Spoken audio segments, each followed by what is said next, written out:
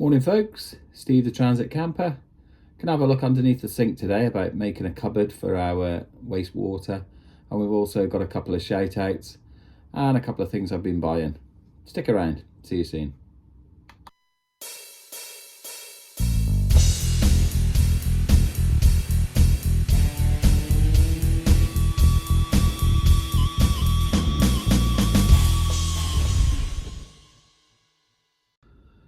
So as you know, I've been in engineering all my life, and then I switched to a completely different career. We don't talk about my career at the minute, but I've always used quality tools. So I've always been able to go to the stores wherever I worked and just pick up drills, pick up wire brushes, whatever. And it was all usually quality stuff. So I was doing some drilling in the van the other week, putting them back door panels on, and look what happened. Have you ever seen a drill do that? That may have been a little bit cheap. So what I've done is bought some new drills, and I've got a decent make DeWalt, and you know, you've got to spend money on tools. Don't buy rubbish. I'm learning my lesson slowly. So first of all, I bought 3 packs of those, which are masonry drills. I've never got enough masonry drills, and you're always searching for them, so I'm going to try and keep them in the boxes. We all say this, we never do. I'm going to try and keep them in the boxes, and I bought 3 boxes of those, so I'm going to be able to drill walls whenever I want. And then secondly, I bought these. I don't know the prices, to be honest. They weren't much. I think these were about 15. I think the others were about £8 a pack, something like that. So I've got every range from 1mm to 6.5mm. They're good quality drills. They're not going to break, and I'm going to look after them and keep them in the box. And then I bought these Bosch ones as well, and they're 1mm up to 6.5 as well. So I've got plenty of drills. That box of drills, which is this one, I think I paid £30 for that, and it's got about, I don't know, 20 different size drills. They're okay once you get above sort of 4mm. They're strong enough then, but all the ones down the bottom range below 4mm are just made of high-speed toffee and not steel. So over to the sticker board. An absolutely proud moment to get an original Scrap It Man sticker.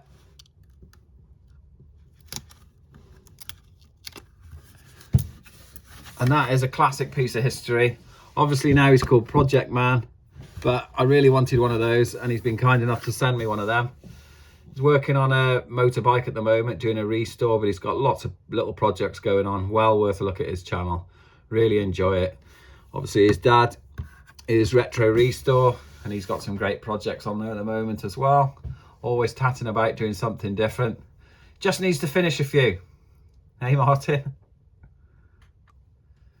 And then in the lawnmower community, who have been absolutely fantastic with my channel, and especially this guy, who's AJP Gardens. Let's pop him there. And he does a lot of live shows, and I do call in. I'm not brave enough to actually go on the live shows, I've got to be honest. He does put a link out and you can join in. And I'm sure I will get there, but I haven't got the best of signals down here in my shed, and I don't really want to do it from inside the house. But they are a fantastic community, along with all of the garden channel ones and the garden machinery and the small engines. They've been absolutely fantastic. They've really helped me get to 233 subscribers today. So fantastic. Thank you very much. So that's fantastic. And then I got a email. I've had quite a lot of emails for stickers actually, and I sent a few out, but I asked people that when they send an email asking for a sticker, just to send a photo back or a little quick video, and then I can do a shout out for their YouTube channel or whatever. But this guy, Matthew Dallimore, and I hope I'm saying that right, he's gone above and beyond. So he sent me a couple of photos of what he's done with his stickers. So I had nothing to do yesterday, so I banged together a little video, and I'll just show. So big shout to Matthew Dallimore, thanks very much. Here's your video clip.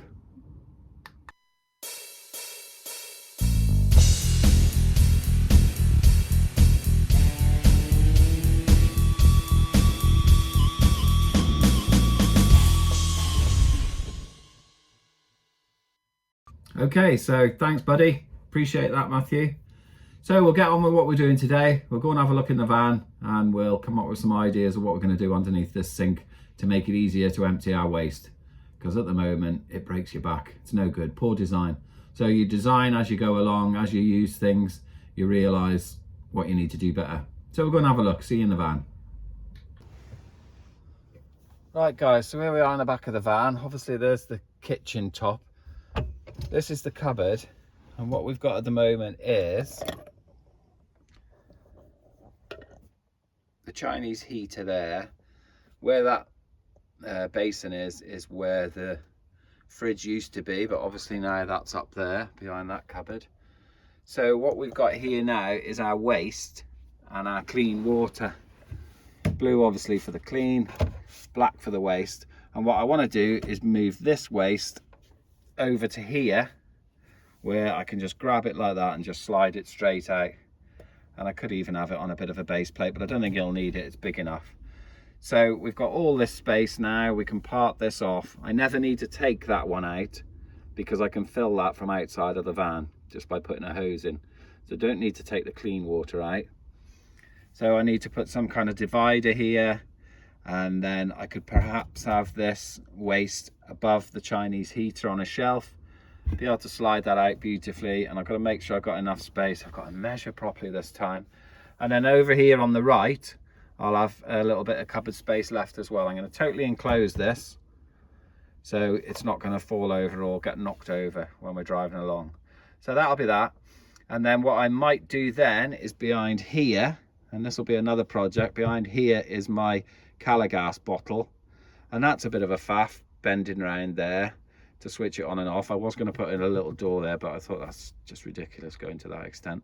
So I might move the Calagas then into this space, and then I've got enough room to turn that on and off a bit easier. So that's the project today. So we're going to have a look and come up with some sort of design. So I've just switched the heater on, by the way, if it gets noisy, but a couple of things to consider in this design is I want that tank as high as I can away from this, because I might have to be able to get into there and take that cover off to change my glow plug or any maintenance, really, to be honest. So I could also make the base of the cupboard easy to lift out, so I'll have enough space to get in there.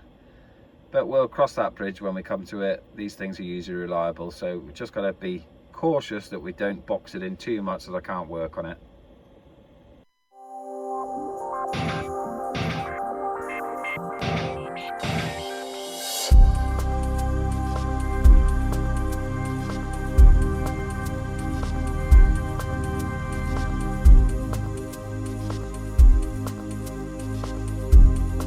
So I think the easiest thing to do is actually start putting some things together. So if I make that basic frame, then I can bring it back in here and I can see exactly what I need to do. I'm not expecting that to fit straight away.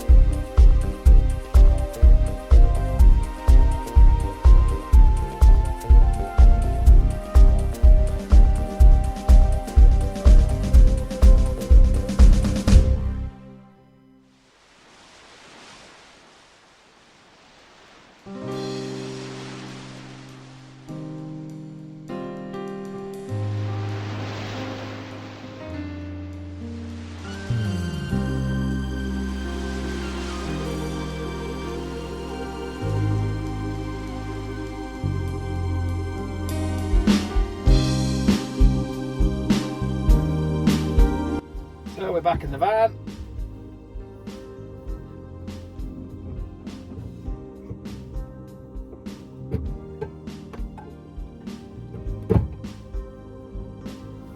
That's going to be the frame, something like that. That fits in there. In fact, I drilled a couple of holes in that side ready, so put the rough wood at the back. Looks so it's going to be a nice tight fit, which is what we want.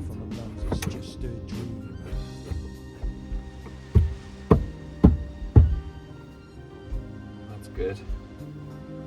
Right, so obviously it's going to be lower than that. We need the height. We need the height of this to make sure it's going to go in there, and we've got to allow enough space for a base.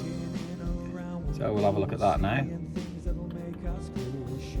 So using a glass and a pepper grinder, which is the first thing I could find handy, we've put it in level, and we can screw in to the sides. So what we could do now is make a small frame that goes underneath this side, which supports that, and we can just have that as a standalone. It doesn't need to be screwed to the van floor or anything, because that side will keep it all nice and tight. Then we'll make the board which goes on top, which will go all the way to that back wall, tuck in there neatly, overlap here a little bit, and overlap that side a little bit, or maybe go level with that side actually. So we could put the side going up, but we'll look at that.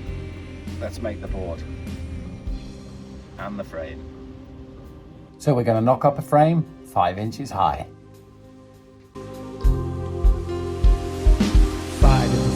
Singing the song, shelling targets, righting the wrongs, losing the thoughts that fill my mind. I changed my mind. I just made 2 legs instead. Feeling like the others are missing the thrill. Thoughts to be told with the others to be bold. Right, I've put it roughly in place. I've moved that wire there, so I'm going to screw that to the side, and then I'm just sort of doing it by eye really, making sure it looks level from when you open the door, because you can't put a spirit level on it because we're on a slope on the drive and everything.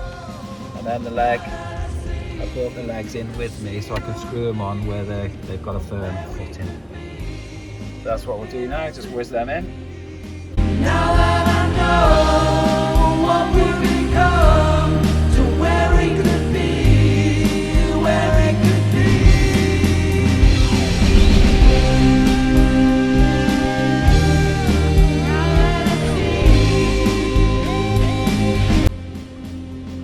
Okay, so that's got a firm footing, and then we can make the top, which will bring this in line, tidy this up, and then once we've got the top on, we can look at how we're just going to fix it down properly. But that's pretty solid, I'm happy with that.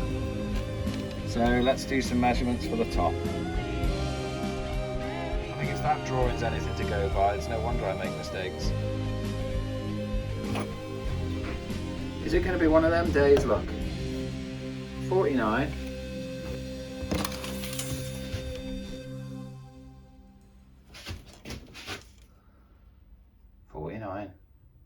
Can't be bad.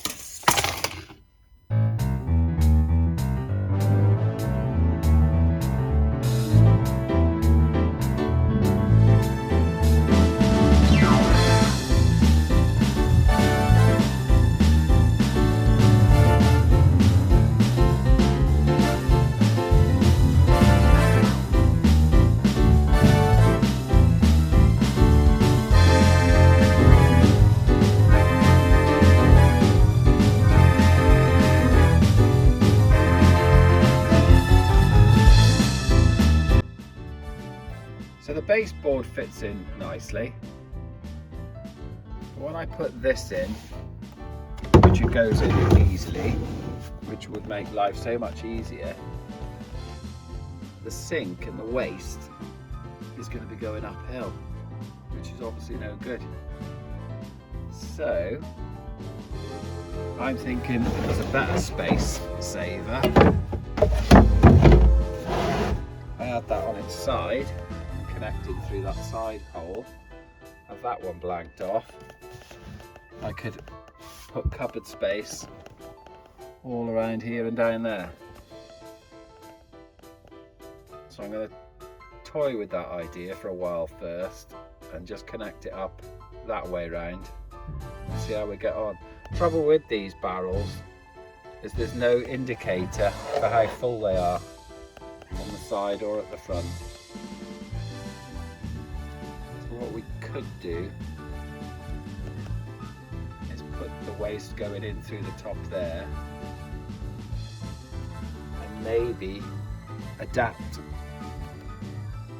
a top with a piece of perspex in there so we can see what waste is in there. When it gets half full, I'll know when to take it out. Yeah, that's a good idea. We'll have a think about that. So we've had a chat, we've deliberated. That is going to be the plan. We can have that in through the side. We're going to put a level on that red top, which I had a spare one. And we've got the black top. For when we come to empty it, we can whip that out, put the black top on, slide it out and empty it.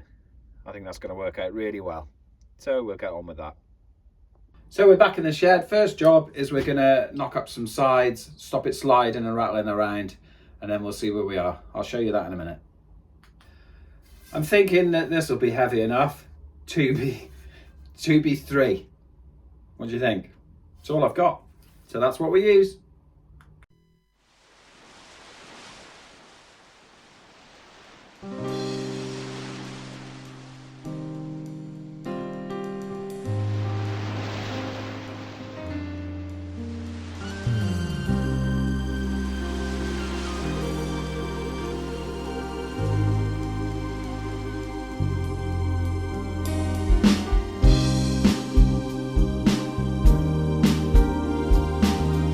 So I've just come inside those lines a little bit because it was a bit loose. I've allowed for the carpet, but I think I allowed a bit too much. So I've just brought them in a bit.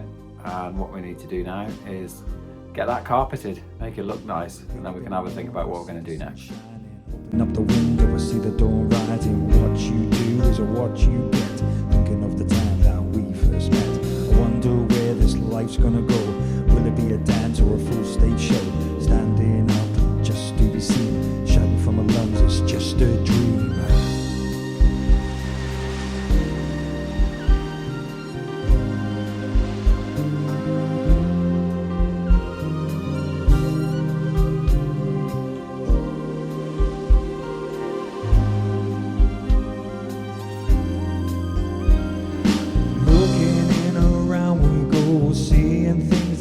Us go, shining life, shooting stars, so much more that we need to know. Feeling like I'll grab the sun, heart is pumping like banging a drum, racing through, standing cues, hoping to be the one.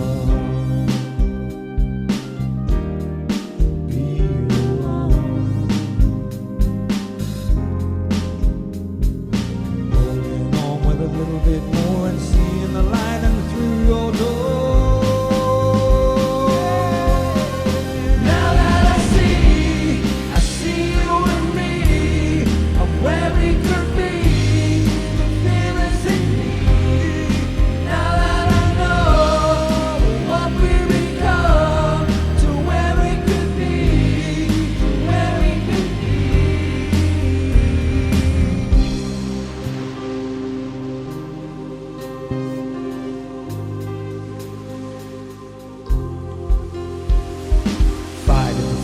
Singing the song, shelling targets, righting the wrongs, losing the thoughts that fill my mind, those that are walking.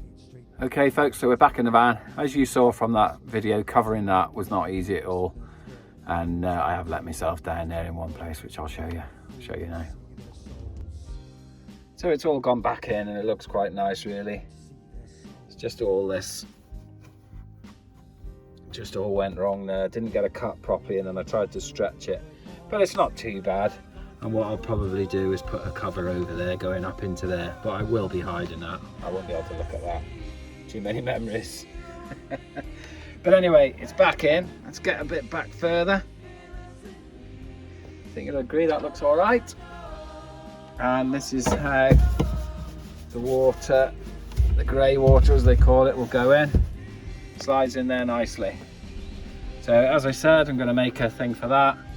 That's going to connect in there, and that's going to do for this one, I think. And then we can weigh up what we're going to do around the sides, and we're going to be left with some sort of cupboard space there, and we're going to be left with some sort of cupboard space at the top. I need to be able to get my hand in. I'll need this to come down and loop around to make a sort of U-bend really, the waste pipe. Might even have a board attached to there and then have a proper U-bend there, but we'll sort that out. We don't want any smells coming back in the van. But it's been fine up till now. Okay, so I'm going to leave this one here. There's lots more work to be done under that sink, but we've got a working van again now, and we're probably going to do a stealth camp tonight anyway, or maybe tomorrow night on the drive, COVID rules. But I think it makes a reasonable enough video. Remember these? Catch you later. You've been listening to Steve the Transit Camper. Bye for now.